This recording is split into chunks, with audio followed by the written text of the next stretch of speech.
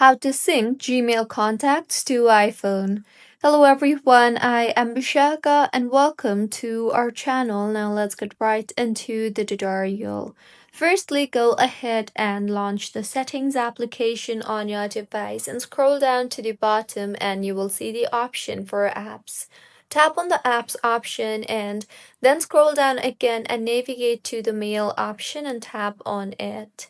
Further, tap on the mail accounts option you see there and make sure that you have connected your Gmail account to your iPhone previously. And if not, then you can tap on the add account option you see there and then select the Google option and further enter your login credentials for your Gmail account and log yourself in.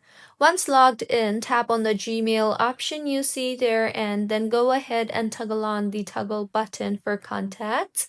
And with this, your contacts will be synced to iPhone. So, this is how you can sync Gmail contacts to iPhone. If you find this tutorial helpful, please like the video and do comment if you have any queries. Also, do subscribe to our channel for more helpful tutorials like this.